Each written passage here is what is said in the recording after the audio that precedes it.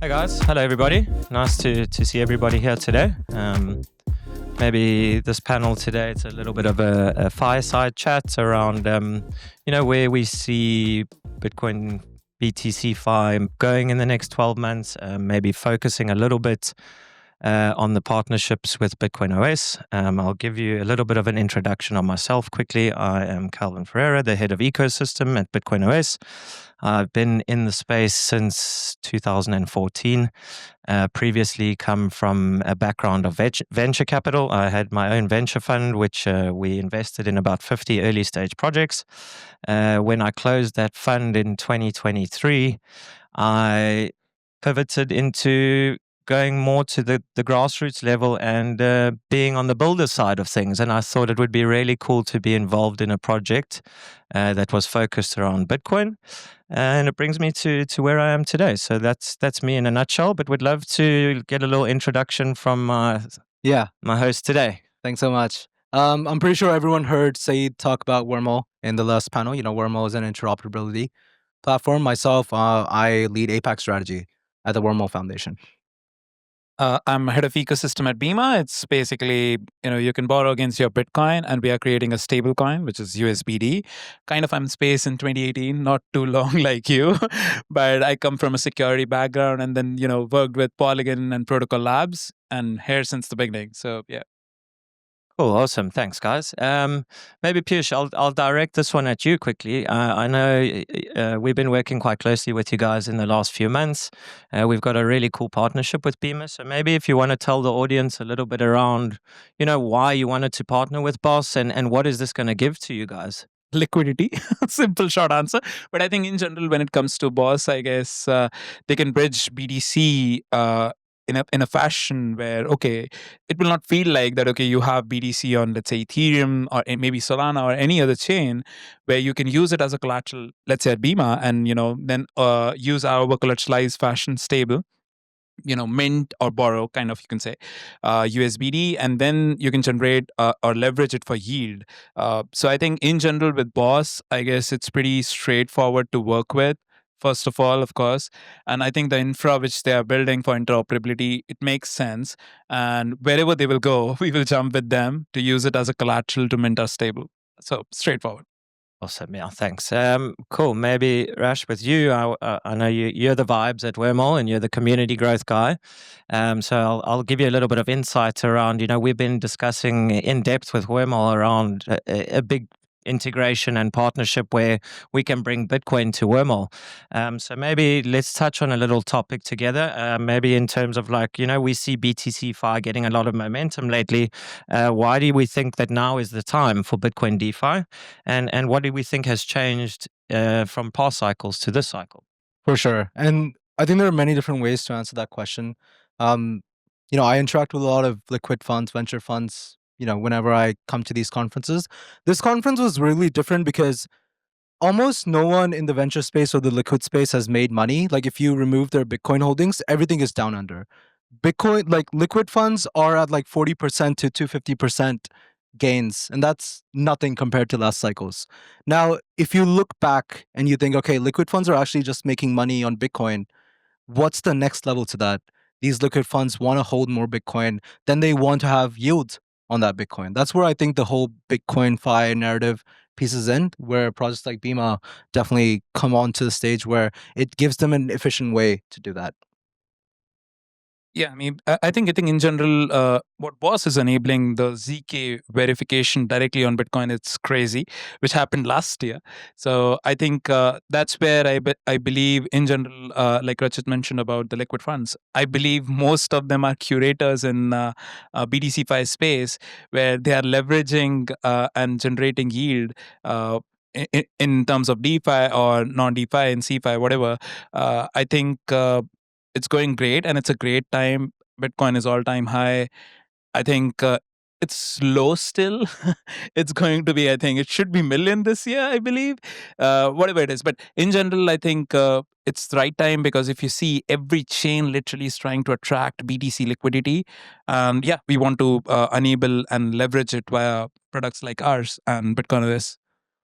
Yeah, no, for sure. I think what's been interesting and what you just mentioned, it touches point on the most trusted assets is Bitcoin, right? And I think it is the most adopted. We've got to a point now where everybody has been talking about mass adoption for years and years in crypto, but I think we have it now. We have it, right? Like 5 years ago, 6 years ago, traditional hedge funds and strategic investors, they weren't even interested in DeFi. Now all of a sudden they're allocating capital from their balance sheet to search for these yield opportunities, and having Bitcoin in that narrative, I think, makes the most sense with it being the most secure asset. So maybe to go on to the next phase here, what are the biggest technical user challenges that we're seeing when it comes to building or scaling Bitcoin DeFi? I think interoperability. That's where I guess wormhole guys can come into play. So I think in general, what we are even focusing on that, okay, when it comes to technical stuff, we are ready with everything. So kind of Prisma, the best of the codes in Ethereum, we have taken the vault structure of that and, using the BDC collateral separately to mint stable, and then generating a kind of structure products, be it coming in via all the institution products, delta neutral strategy, any gamma strategy or any other, or using it for utility perspective. So yeah. Yeah. I think zooming out on that, obviously Saeed in the last panel, he mentioned a lot about the decentralization factor of interoperability in Bitcoin. I want to zoom that out. I spent a lot of time in Hong Kong last month, and one thing that I realized was there were a lot of people in Hong Kong that had Bitcoin, but they did not know how to get on chain and actually do stuff on chain with it. There was no education around it. These guys are actually happy with like 2 or 3% yield. And then there are these family offices that work with these people and help them get that yield, but they only end up with 2-3%. When I actually told them how much Bitcoin yield was, like I thought it was really eye-opening for them. So I think the biggest problem we have right now with terms of like BTC Fi is the user experience around it and the education that goes into explaining how someone can access those opportunities on chain. Yeah, no, 100% there. I think, Piyush, I think I'd like to just touch maybe on your guys' strategy at Bima. You guys have some fantastic partnerships, and I think one of the previous panels, Hillary was saying how, protocols and chains have become quite uptight with partnering with other people that are maybe competitors. Whereas, like, I'm a believer of like decentralization and let's work together. And I think you guys are a good example of doing that. You want to maybe just talk about that strategy and why? Yeah, I think in general, I mean, I come from this mindset that collaboration makes sense. So I think in general, I think any partner, like even BitcoinOS, like in general, okay, they are leveraging ZK proof of Bitcoin and bringing it on multiple chains. So we are just enabling it and generating yield for that. So Rachit just mentioned, I want to touch base on that as well. That there are many miners and Bitcoin holders who literally don't know how to generate yield perspectives. So like they can get like risk-free yields. They can get like couple of different strategy, like I mentioned before, using a stable which is getting by a Bitcoin for securing different networks. Like we can even work with symbiotic, let's say shared security in manner where all the networks can be used using USBD can be secured. So let's say restaking of USBD and then using USBD as a collateral for securing many networks, be it Omni network or be it any other networks in the space built on Symbiotic or any other restake platform. So I think in general, when it comes to partnerships, I believe we are working with many institution, hedge funds, and other people to run many strategies. So that like literally we want to be kind of a Yearn Finance module. If you're not aware, it's kind of a module where you want to list every strategy. So whatever user loves, they can stake and generate yield. That's what our we are offering. Awesome. Thanks for that. I know we got 5 minutes left here, guys. So maybe just some closing comments from the three of us, or maybe you two to start. Where do we see Bitcoin DeFi going in the next 12, 24, 36 months? And maybe just to touch, if we want to talk about the risks, we could talk about maybe like where do we see some risks with these restaking protocols? And do we think there is an actual need for wrap BTC? Do we think we can get to a point where we can just have native Bitcoin facilitating DeFi strategies? Would love you to know your thoughts on those. Yeah, maybe I can start. So I think in general, when it comes to like like how Boss is enabling its ultimately native BTC. So we can utilize that kind of BTC. And I think RAB BTC can be eliminated. There are many risk factors involved there, of course. Ultimately, one or two custodials are maintaining those things. So I believe in general, when it comes to restaking as well, risk is involved there. Of course, risk is involved just because if you're using, let's say, any collateral for, enabling or securing a network, you might get slashed. So that is kind of a risk. You are cutting down your collateral, which in our case, let's say if you're borrowing against your Bitcoin, when it gets slashed, you will get or lose your BTC in that particular case. But generally, it doesn't happen. Like there are many restaking platforms specifically working in BTC-Fi. Like even Babylon is doing good job. Even like BitcoinOS can come there and play many stuff, which kind of in cooking mode. So I don't want to share much alpha, but I think that's kind of a great approach to work with every kind of partner. When it comes to risk in general, I would say, of course, like even in every kind of strategy what we are running, so okay, delta neutral strategy is there where you can get a good amount of yield, like 12 to 15% generally it's there. But there are some strategies like gamma strategies or any other strategies which any hedge funds can run. These strategies, every single strategy have their own risk appetite. So I think based on user, we just want to facilitate this, that okay, user choose what's their risk appetite looks like, and then use the stable for generation of yield. Yeah. I agree with all of that. I think zooming out a little bit, back to the question of like, where do we see the Bitcoin Fi space going in the next 12 to 24 months?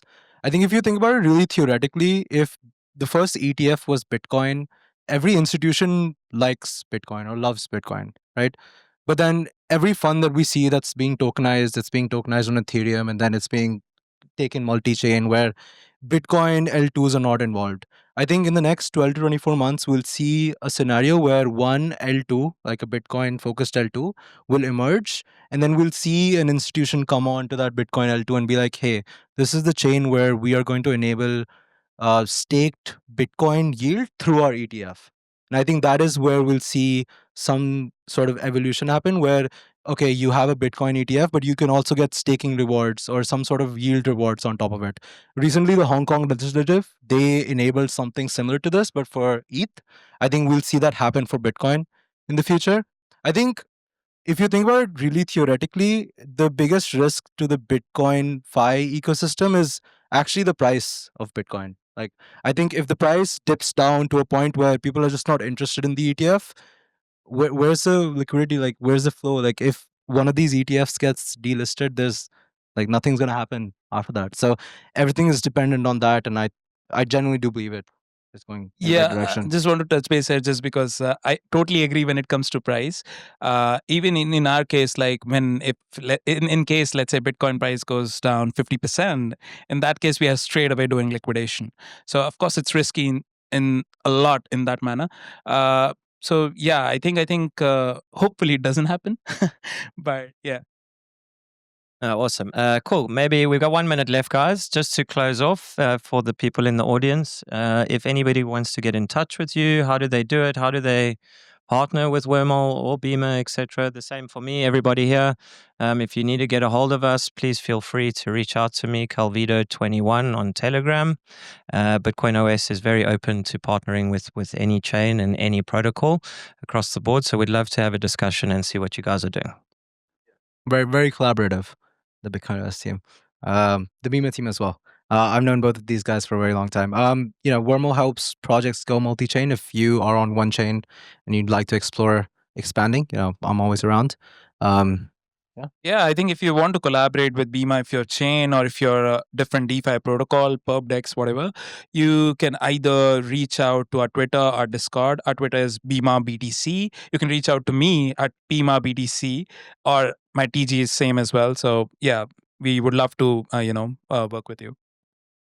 Awesome, guys. It's been a pleasure sharing the stage with you guys. I know we've been on spaces and on calls all together online many times, so it's nice to be live today. And yeah, all the best. Thank you. Enjoy the conference. Thanks for having. All right.